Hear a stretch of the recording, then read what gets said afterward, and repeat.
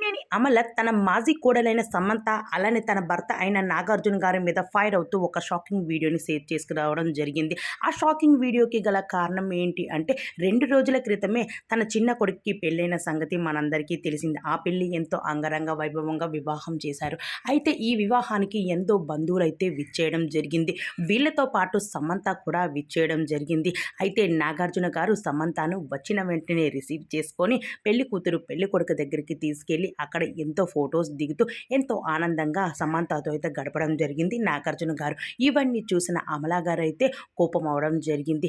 మనల్ని వద్దనుకొని మనల్ని వదిలేసి వెళ్ళిపోయిన అమ్మాయి మీరు అలా స్టేజ్ మీద ఫొటోస్ దిగడం నాకు ఏమాత్రం నచ్చలేదు. ఆ తర్వాత వచ్చిన వెంటనే అఖిల్ కూడా సమంతను వదిన అంటూ పలకరిస్తూ ఎంతో ఆప్యాయతగా తనని హక్ చేసుకోవడం అయితే జరుగుతూ వచ్చేసింది. అయితే మరి సమంతను అందరూ ఆప్యాయతగానే పిలుస్తూ ఉన్నారు. కానీ ఇక్కడ అమలా గారికి మాత్రం కొంచెం కోపం. దాని తర్వాత అక్కడ నాగ చైతన్య గారికి, ఒకవైపు శోభితకి కూడా తనంటే కొంచెం కోపంగానే ఉంది. కానీ ఎవరి మాటలు పట్టించుకోకుండా నాగార్జున గారి కోసం పెళ్ళికైతే విచ్చేసింది.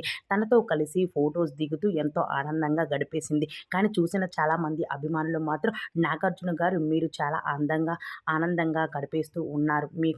మీలో మాకు నచ్చింది ఇదే. సమంత గారిని మీరు ఎవ్వరు చూసినా చూడకపోయినా మీరు కూడా చూడండి అంటూ చాలామంది అభిమానులు అయితే చెప్పుకొచ్చేశారు.